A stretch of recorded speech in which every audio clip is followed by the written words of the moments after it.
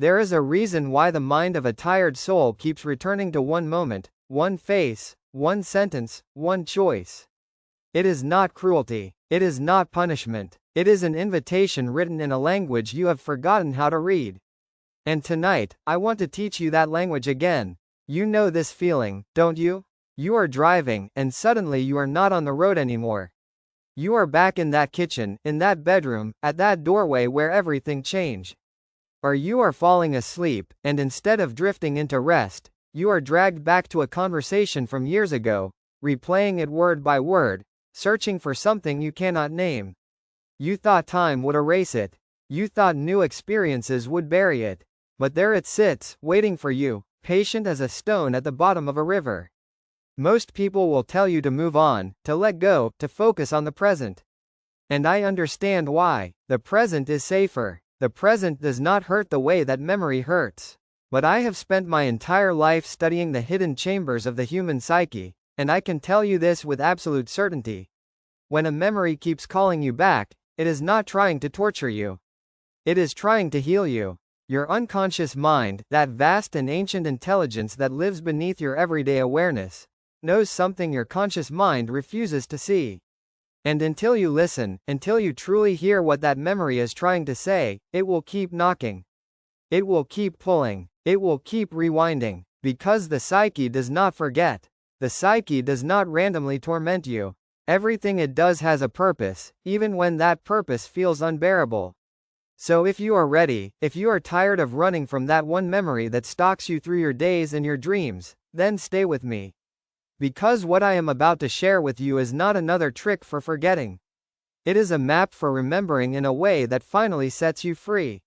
And I promise you, by the time we finish this journey together, you will understand why your soul keeps returning to that moment. More importantly, you will know exactly what to do about it. This is not about closure. This is about transformation. And transformation, my friend, is the only freedom that lasts.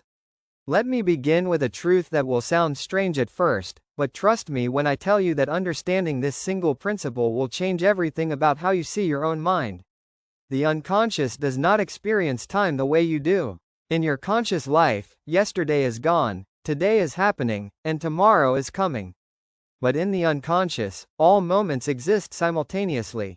That argument from 5 years ago? It is still happening right now in the depths of your psyche. That loss, that betrayal, that moment of shame? They are not in the past. They are alive, pulsing, unresolved, waiting. And when I say unresolved, I do not mean you need to fix what happened. You cannot change the past. What I mean is this: the emotional truth of that experience has not been integrated into your understanding of yourself. Some part of you is still trapped there, still trying to make sense of it, still searching for what that moment meant about you, about others, about the world. Your conscious mind wants to file things away neatly. It wants to say, that was bad, but it is over now. But your unconscious mind does not work that way. Your unconscious mind is the guardian of your wholeness. It knows when something important has been left unfinished, unexpressed, unacknowledged. And so it brings that memory back, again and again, like a teacher returning a paper marked incomplete. Now, here is where it gets fascinating. The memory that keeps returning is almost never the real problem. It is a symbol. It is a doorway. It is your psyche's way of pointing to something much deeper, something that perhaps you have been carrying your entire life without knowing it. Let me give you an example. A man once came to see me, utterly tormented by a memory of a business meeting from 3 years earlier. In this meeting, he had proposed an idea and been harshly criticized by his colleagues. He had moved on professionally. The company even succeeded because of a different approach. But this one memory haunted him. He would wake up at night, his heart pounding, replaying what he said, what they said, how he should have defended himself. On the surface, it seemed like simple regret or wounded pride. But as we explored it together, something else emerged. When he was 7 years old, his father had humiliated him in front of the family for spilling milk at dinner. A small thing, you might think. But in that moment, a belief was born: when I make a mistake, I am not corrected. I am obliterated. The business meeting was not the wound. It was the echo of the wound. His psyche kept bringing him back to that meeting because it was trying to show him the pattern, the original injury that had never been addressed. Until he could see that little boy at the dinner table, until he could understand that what happened in the meeting triggered a pain that was decades old, he would remain trapped in the loop. This is the secret language of the unconscious. It speaks in symbols, in repetitions, in patterns. When you keep returning to one memory, you are not being shown what happened. You are being shown what it meant, what it revealed, what it awakened in you. And here is the part that takes courage to accept. Sometimes what your psyche is trying to show you is not just about pain. Sometimes it is about potential.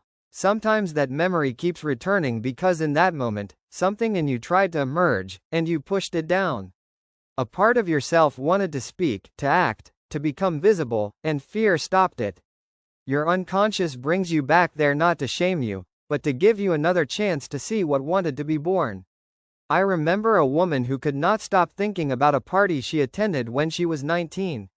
At this party, someone asked her to sing. She loved singing, but she refused, laughed it off, made a joke.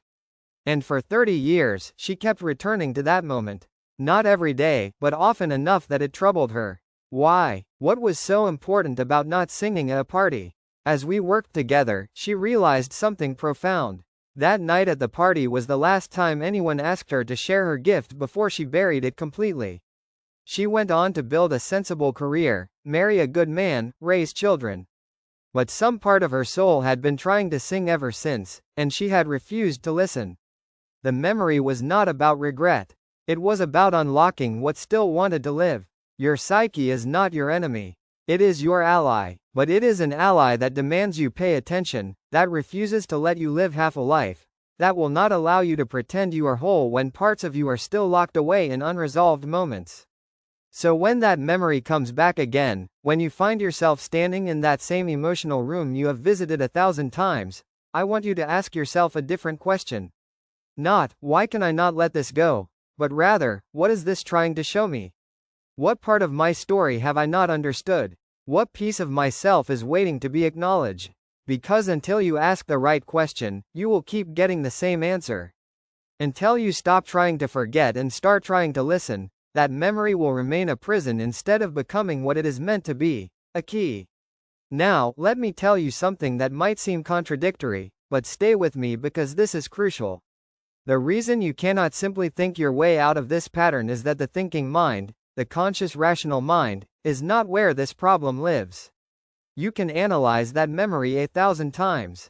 You can understand every psychological principle I am teaching you, but understanding alone will not free you. Why? Because the unconscious speaks a different language than reason. It speaks the language of images, of feelings, of the body. It speaks the language of dreams, of myths, of stories that bypass logic and touch something older in you. This is why people spend years in therapy talking about their problems without real change. They are trying to solve an emotional riddle with intellectual tools. It is like trying to paint a picture by describing it with words. You can get close, but you will never capture what the brush captures. The memory that haunts you is not stored just in your brain. It is stored in your body, in your nervous system, in the tension you carry in your shoulders or your jaw or your belly. It is stored in the way you breathe when you think about it, in the way your heart rate changes, in the subtle ways your body remembers what your mind wants to forget. And this is where the work becomes different. This is where we stop trying to understand the memory and start trying to be with it. Not as an enemy, not as something to solve, but as a messenger carrying information you need. I developed a concept I called active imagination, and it is one of the most powerful tools I can offer you for working with persistent memories. It is not meditation, though it shares some qualities with meditation. It is not simply daydreaming. It is a deliberate practice of engaging with the unconscious on its own terms, in its own language. Here is how it works, and I want you to really hear this because it might sound strange at first, but I have seen it transform countless lives. When that memory arises again, instead of pushing it away or getting lost in it, you do something different. You enter it consciously. You let the scene unfold in your mind, but this time, you do not just watch it passively. You engage with it. You speak to the people in the memory. You ask questions. You allow the scene to continue beyond where it actually ended. Let me be very specific. Imagine the memory as of an argument with someone you loved. Every time it comes back, you replay their words, your words, the look on their face, the feeling of powerlessness or anger or heartbreak. The usual pattern is to either try to think of what you should have said, or to feel the pain again and push it away, or to distract yourself. But in active imagination, you do this. You sit quietly. You close your eyes. You let the memory come, but you approach it as if it is happening now, in a kind of waking dream. You see the person. You see yourself. But then you do something new. You speak to them, not out loud necessarily, but in your imagination. You say what you could not say then. You ask them why they said what they said. And here is the crucial part. You let them answer. Not with what you think they would say, but with what emerges spontaneously from your imagination. This is not about rewriting history. This is about allowing the unconscious to complete what was incomplete. And what will happen, if you do this with sincerity and openness, is that the conversation will go places you did not expect. The person might say something that surprises you. You might find compassion where you expected only anger. You might discover that what you thought you needed to say is not what actually needs to be said. I know this sounds abstract, so let me give you a concrete example from my own life. There was a time when I was deeply troubled by a memory of my father. He was a pastor, a man of great faith but also great rigidity. There was a specific moment in my youth when I tried to share with him some of my emerging ideas about psychology and the nature of the soul, and he dismissed me coldly, told me I was flirting with heresy. For years, that moment would return to me, especially when I was doing my most important work. I would feel his disapproval like a weight on my chest. I tried to understand it intellectually. I knew he was limited by his theology, that he feared for my soul. But understanding did not dissolve the feeling. Finally, I engaged with it through active imagination. I allowed the scene to form in my mind. I saw him sitting in his study. I saw the look of concern and judgment on his face. And instead of just replaying what happened, I spoke to him from where I was now. I said, "Father, I need you to hear me. I am not abandoning God. I am trying to understand how God works through the human soul." And in my imagination, something shifted. His face softened. He said, and these words came not from my memory but from somewhere deeper, "I was afraid. I did not understand, and fear made me hard." Was that really my father speaking from beyond? Was it some part of me? Was it the collective unconscious offering healing? I do not know, and it does not matter. What matters is that something inside me that had been frozen for decades began to thaw. The memory stopped haunting me not because I forgot it, but because it was finally allowed to complete itself. This is what I mean when I say the unconscious is trying to heal you. It will keep showing you the wound until you are willing to enter it consciously and allow something new to happen. Not in the external world, but in the internal world where all real transformation occurs.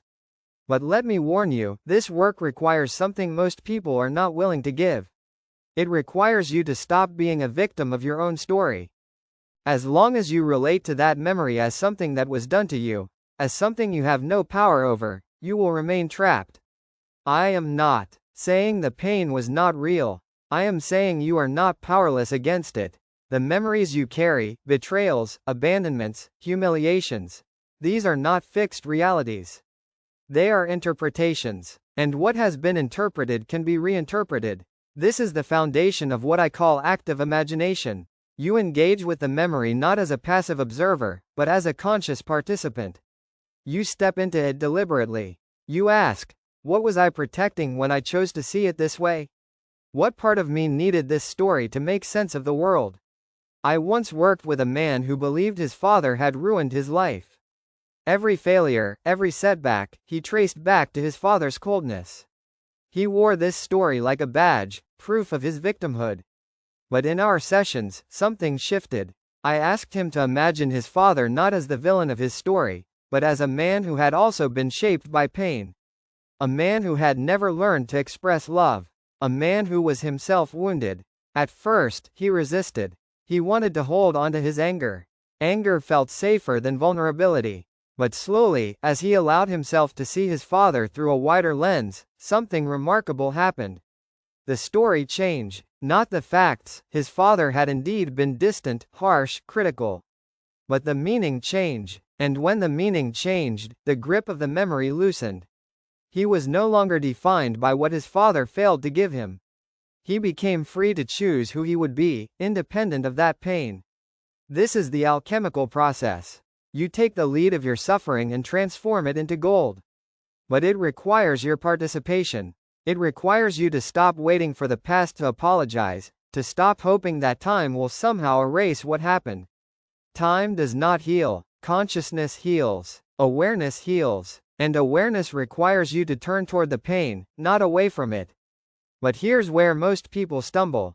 They confuse awareness with analysis. They think if they can understand why they feel a certain way, if they can trace the origin of their wound, then somehow the wound will vanish. So they tell themselves stories. I am this way because my father was distant. I struggle with intimacy because I was betrayed. I fear success because I was told I wasn't good enough. And yes, there is truth in these narratives. But understanding is not the same as integration. You can spend years analyzing your past, dissecting every childhood memory, every pivotal moment, and still remain trapped in the same patterns. Because the unconscious doesn't speak the language of logic. It speaks in symbols, in dreams, in the body's sensations, in the sudden flood of emotion that catches you off guard. True awareness is not cerebral. It is embodied. It is felt. When a shadow element rises, you don't just think about it, you experience it.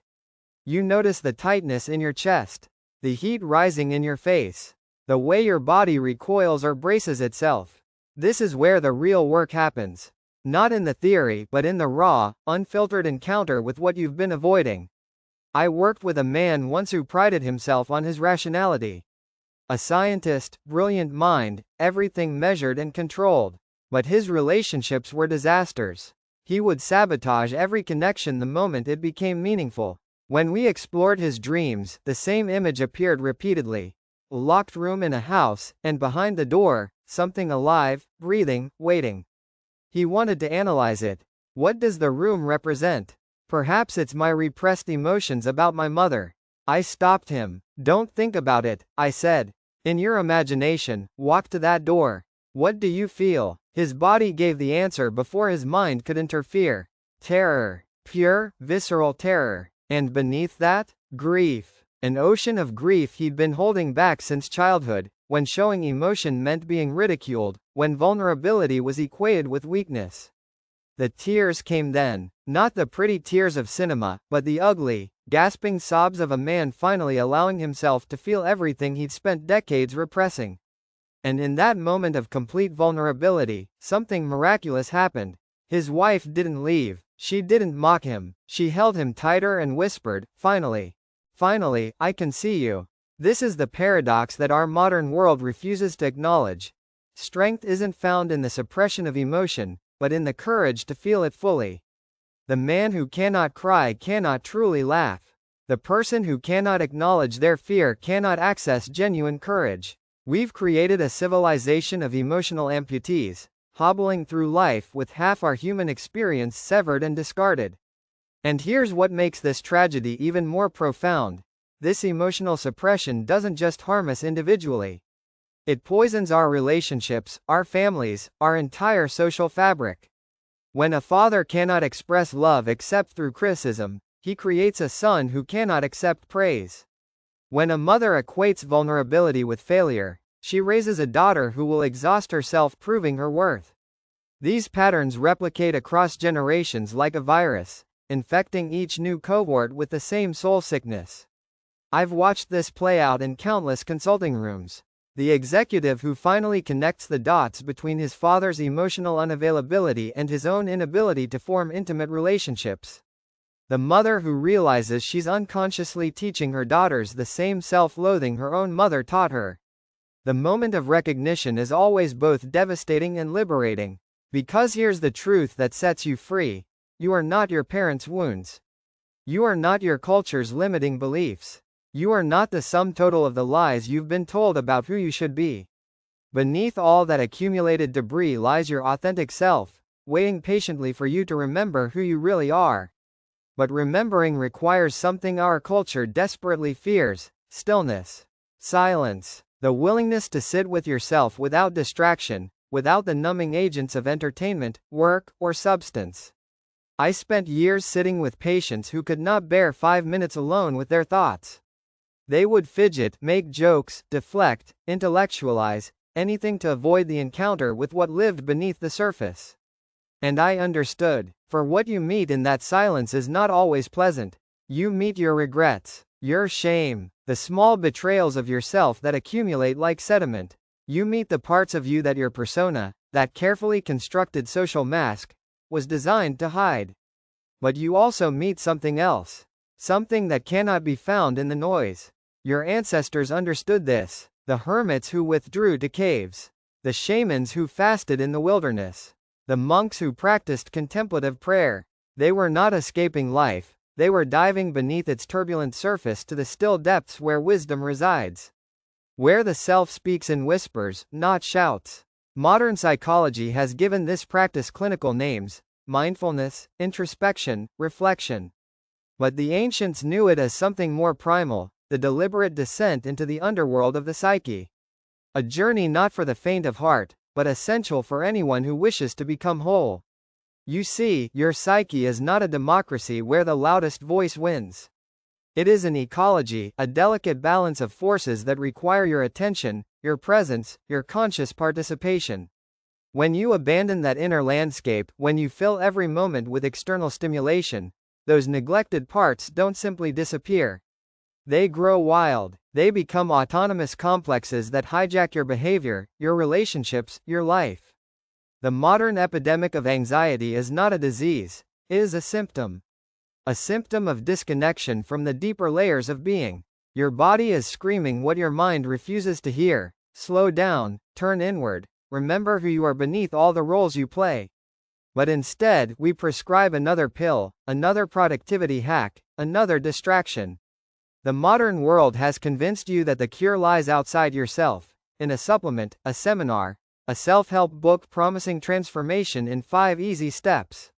But these are merely band-aids placed over wounds that run soul deep. You cannot think your way out of a problem that lives in the shadows of your unconscious. You cannot rationalize away what has never been properly acknowledged. I spent years observing patients who came to me with every diagnosis imaginable.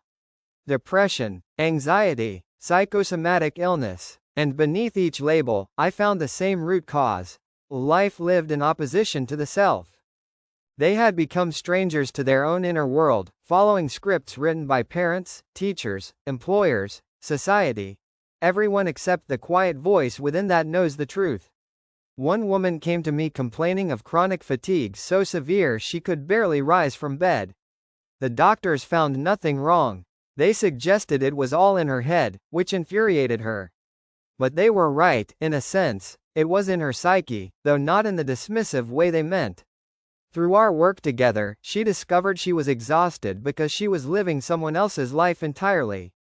She had married the man her family approved of, pursued the career that looked impressive, maintained friendships that felt hollow. Her soul was tired from the constant performance. Her body simply refused to continue the charade. This is what happens when you ignore the self for too long. It will not be denied forever. It will speak through your body, your dreams, your sudden irrational outbursts, your inexplicable tears at midnight.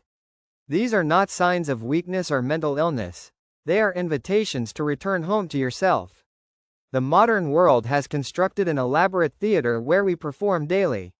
We wake, we dress in costumes that signal our social position, we speak lines we've rehearsed since childhood. I'm fine. Everything's under control. I've got it all figured out. We deliver these lines with such conviction that we ourselves begin to believe them. But late at night, when the audience has gone home and the stage lights dim, who are you then? I have observed this phenomenon across cultures, across centuries. The businessman who collapses into inexplicable depression at the height of his success. The devoted mother who feels a nameless rage she cannot articulate. The intellectual who numbs himself with distractions because silence has become unbearable. These are not random misfortunes. They are the psyche's rebellion against the tyranny of the persona. You see, every character trait you've rejected, every impulse you've deemed unacceptable, every emotion you've locked away, these do not disappear. They gather in the darkness of your unconscious, growing stronger, more insistent, more desperate to be heard. Jung called this the shadow, but I prefer to think of it as the self you abandoned in order to be loved. Consider the person who prides themselves on being rational, controlled, always composed. Beneath this carefully maintained surface lives a wild, emotional being they've spent decades trying to exile. Or the person who defines themselves entirely through caring for others, never acknowledging their own needs. Somewhere inside dwells a fierce, selfish creature they're terrified to meet. The work of becoming whole is not about eliminating the shadow. It's about integration. It's about having the courage to sit down with every rejected part of yourself and ask, what do you need? What are you trying to tell me? And when you finally listen, truly listen, something miraculous happens. The monster begins to soften. Not disappear, not surrender its power, but transform, because that rage you buried at 15? It wasn't evil, it was your boundary trying to form. It was your dignity attempting to stand up for itself. And when you shamed it, locked it away, told it to be quiet and polite, it didn't vanish. It metastasized. It became passive aggression, resentment, depression, 1,000 small acts of self-betrayal. The hunger you denied? It wasn't greed. It was your life force trying to reach toward beauty, pleasure, meaning. And when you called it selfish, when you made yourself small to fit into someone else's idea of virtue, it turned inward. It became addiction, compulsion, a gnawing emptiness no achievement could ever fill. This is what the shadow teaches us. Suppression is not strength. Denial is not virtue. True morality doesn't come from pretending the darkness doesn't exist. It comes from facing it, understanding it, and choosing consciously what to do with its energy. The person who has never met their capacity for cruelty is dangerous, because when life pushes them to the edge, they have no relationship with that part of themselves. They don't know its language. They can't negotiate with it. So it acts through them, unconsciously, often catastrophically. But the person who has sat in the fire, who has looked at their own potential for harm and said, yes, this too is mine. That person has choice. They've transformed raw, reactive power into conscious strength. I remember working with a woman, a devoted mother, a giver, always putting others first. She came to me drowning in exhaustion, resentment leaking from every pore, though she'd never admit it. And when we finally excavated her shadow, what did we find? A fierce, wild woman who wanted to create, to travel, to live for herself without apology. She'd buried that woman under layers of should. And that buried woman wasn't resting peacefully, she was sabotaging. Depression, mysterious illnesses, a marriage growing colder by the year. The work wasn't about abandoning her family. It was about giving that wild woman a seat at the table. Letting her speak, honoring her desires alongside her responsibilities. Integration, not amputation, because what the world calls balance is often just another form of tyranny. Work-life balance, they say. As if life were something separate from work. As if you could neatly divide your hours into boxes, 8 for labor, 8 for sleep, 8 for whatever scraps of yourself remain. But the anima doesn't think in boxes. She thinks in seasons, in cycles, in rhythms that honor both doing and being. She knows that sometimes you must work with fierce intensity, pouring everything into creation. And sometimes you must rest completely, letting the field lie fallow so new growth can emerge. The integrated woman doesn't ask, am I balanced? She asks, am I whole? Am I honoring what this season of my life requires? I've watched women torture themselves trying to give equal attention to every domain simultaneously. Career, relationship, children, parents, friends, health, hobbies, spirituality, all demanding their piece of you. And when you can't serve them all perfectly, the guilt arrives like a creditor at your door.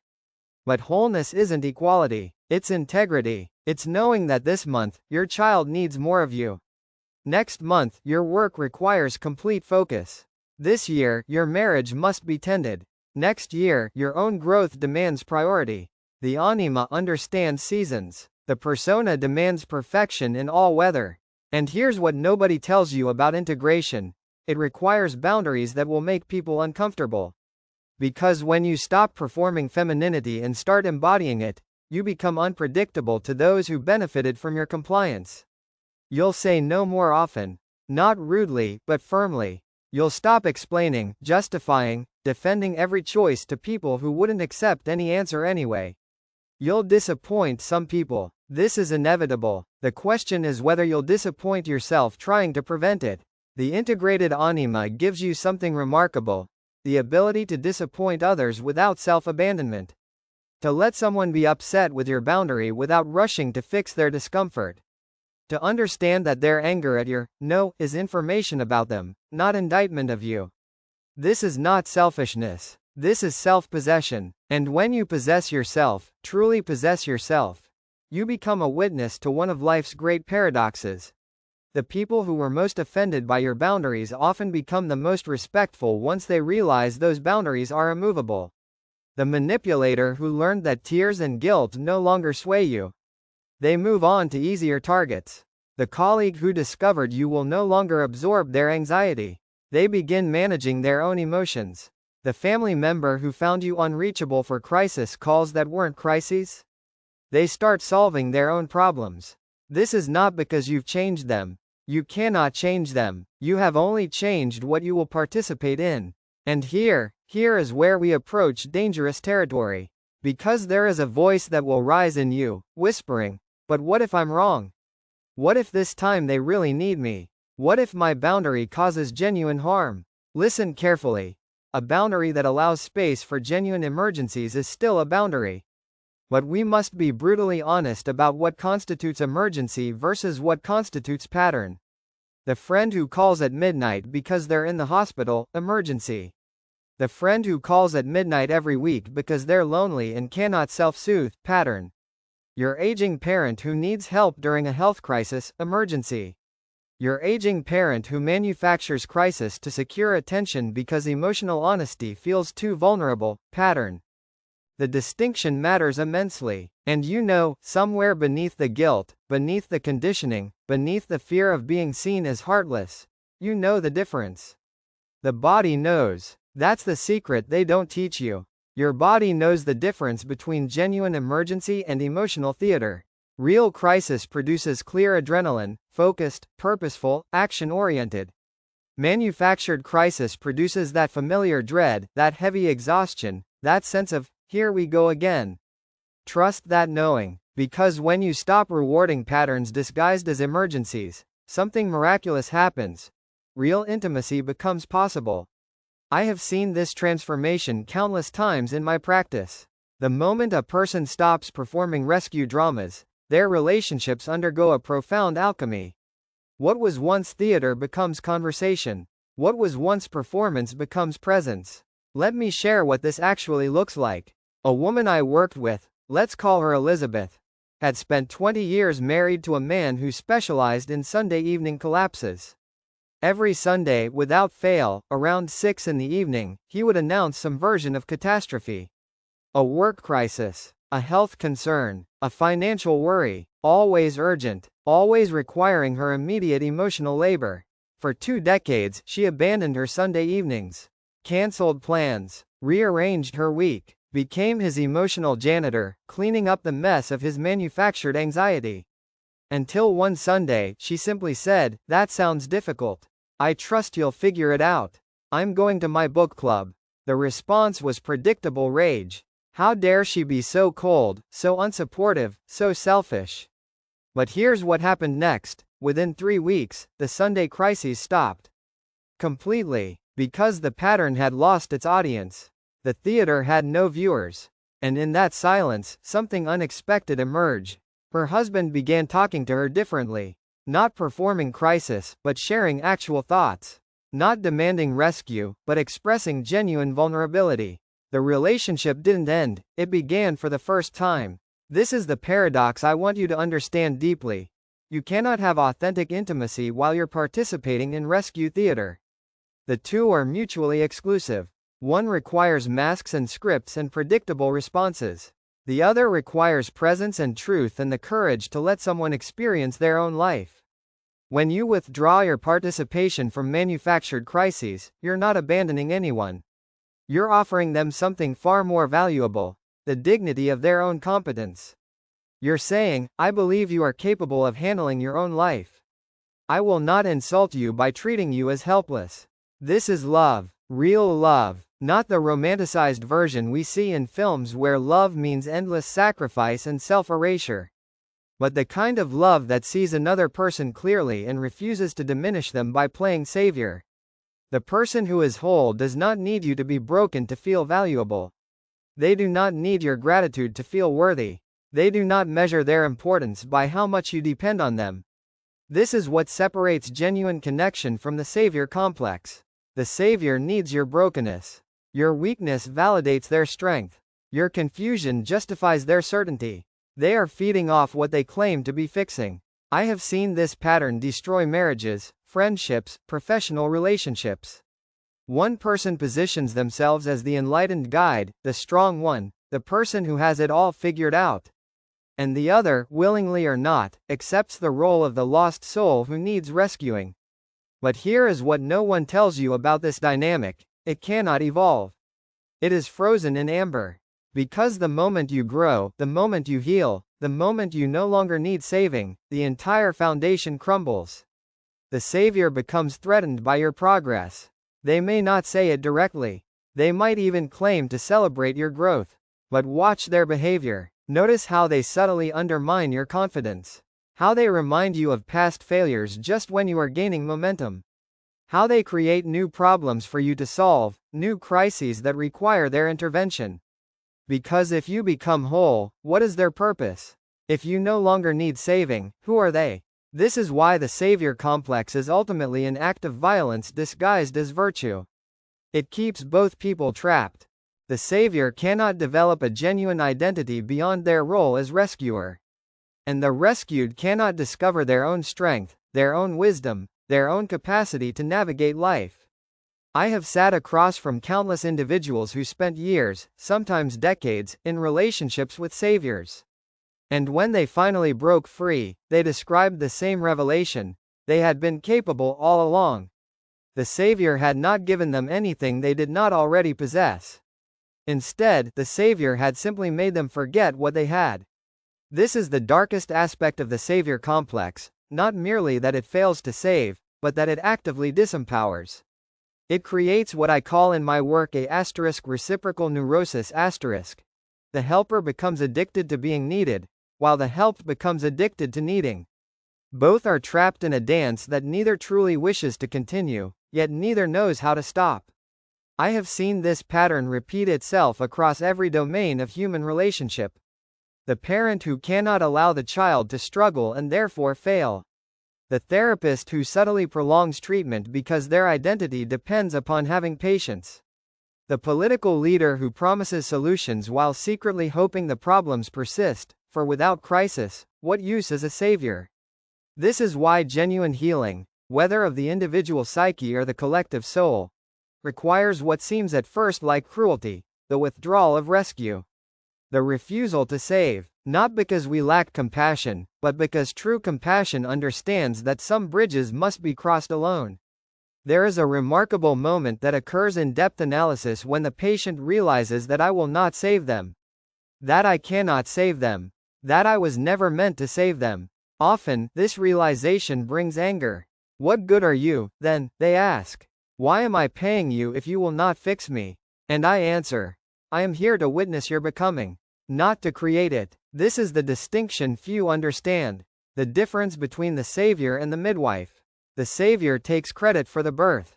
The midwife knows that the baby was coming regardless. She merely made the passage less lonely, less terrifying. She holds space for a process that is fundamentally not about her. You cannot save anyone. This is the truth the savior complex runs from with every fiber of its being. But here is the even deeper truth, the one that makes this first truth bearable. You do not need to save anyone. They are already whole, already complete, already carrying within themselves every resource required for their transformation. Your work, if you choose to do it, is not to rescue, but to remember them to themselves. To hold up a mirror that reflects not who they think they are, but who they actually are beneath the accumulated wounds and defenses. This requires a different kind of strength entirely. And what is that strength? It is the strength to not be needed. You see, the wounded healer who has not completed their own journey becomes addicted to the gratitude of those they help. They need to be thanked. They need to be seen as saviors. And this need, this hunger for validation through service, will eventually poison everything they touch. I have watched this pattern repeat itself across generations. The therapist who cannot end treatment because they have made themselves indispensable. The spiritual teacher who surrounds themselves with devoted followers who never quite graduate. The friend who gives and gives until the other person becomes passive, helpless, infantilized. This is not healing. This is the wound reproducing itself in a new form. The true wounded healer works toward their own obsolescence. They teach people to light their own lamps, knowing full well that once lit, those people will walk away into their own darkness, carrying their own light. There is no gratitude ceremony, no eternal devotion, just a quiet parting where both parties know something real occurred. Can you tolerate being forgotten by those you helped most deeply? Can you celebrate when someone no longer needs you? This is the ultimate test. And it requires that you continue your own work, endlessly. Not because you are broken, but because the unconscious is infinite. There are always deeper chambers, older wounds, more profound integrations waiting. The moment you believe you have arrived, you have already begun your descent into inflation, into spiritual pride, into the very illness you sought to cure. I spent my entire life in conversation with the unconscious, and I died knowing I had barely scratched the surface. This was not a failure, it was a proper relationship with mystery. The wounded healer must remain a student of their own depths, must continue to be surprised by what emerges from within. Because here is what I discovered: your wound is not a fixed thing. It evolves. As you heal one layer, another reveals itself, not because you are cursed, but because you are deepening. The psyche does not operate like a mechanical repair. It operates like a spiral staircase descending into ever more subtle territories of the self. And here is where most people give up. They reach a certain depth and say, "This is unbearable. I cannot continue." But the unbearable is not a wall, it is a doorway. The soul does not close when you approach truth. It opens. And yes, that opening feels like breaking. Because in a sense, it is. You are breaking the shell you have worn for decades, the persona you built to survive a world that rewarded conformity over consciousness. Every time you weep without knowing why, every time you sit with the discomfort instead of running toward distraction, you are breaking that shell. And beneath it, something raw and sacred is breathing for the first time. I have seen individuals transform not when they found answers, but when they stopped demanding them. When they allowed themselves to sit in the fertile darkness of not knowing. The psyche is not logical. It does not speak in equations. It speaks in symbols, in dreams, in sudden intuitions that arrive while you are washing dishes or staring out a window. To heal is to learn its language, and that language is older than words. Now let me address something that often goes unspoken: the loneliness of this path. When you begin to truly face yourself, you will notice that the world around you becomes distant. Not because you are withdrawing, but because you are no longer participating in the collective illusions. You see through the performances. You feel the exhaustion beneath every forced smile. And this awareness can be isolating. But understand, this loneliness is not abandonment. It is discernment. You are learning to distinguish between connection and distraction, between intimacy and codependence. True intimacy requires that you first become intimate with yourself. Otherwise, you are simply two half-formed people clinging to each other, hoping the other will complete what only you can integrate. And here lies a paradox. The more whole you become, the less you need others, and yet, the more capable you become of genuine love. Because you are no longer loving from desperation. You are loving from overflow. And this is where the modern world has it backwards. We are told to seek connection, to avoid loneliness, to find our person. But we are not taught to become whole first. We throw incomplete beings at one another and expect them to fit. And when they don't, we call it incompatibility. We call it bad timing. We call it a mistake. But the real mistake is believing that another person can complete the work we refuse to do ourselves. I have watched countless souls enter relationships as fragments, hoping to become whole through fusion. What they create instead is confusion. Two incomplete beings do not make one complete union. They make a complicated entanglement, where each person is trying to extract from the other what they have not yet found in themselves. This is not love. This is mutual vampirism, dressed in romantic language. Real love, the kind that sustains, that nourishes, that transforms, requires two people who have already done the descent. Two people who have met their shadows and survived. Two people who do not need salvation, but choose companionship. There is a vast difference between needing someone and choosing them. When you need someone, you are always negotiating from a position of deficit. You are always afraid they will leave, afraid they will see the truth of your emptiness, afraid they will stop providing what you cannot provide for yourself. But when you choose someone, when you love from wholeness, there is no fear. Because you know that even if they leave, you will not collapse.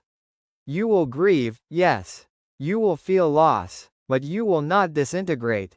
Because your center holds. This is the gift of individuation. Not immunity from pain, but resilience within it. Not the absence of need, but the freedom from being controlled by it. And here is what they don't tell you. This wholeness, this hard-won integration, it makes you dangerous to the world that profits from your fragmentation. A person who is whole cannot be easily manipulated. They cannot be sold solutions to problems they don't have. They cannot be convinced that happiness lives in the next purchase, the next promotion, the next swipe right. They have found the kingdom within. And no one can tax that.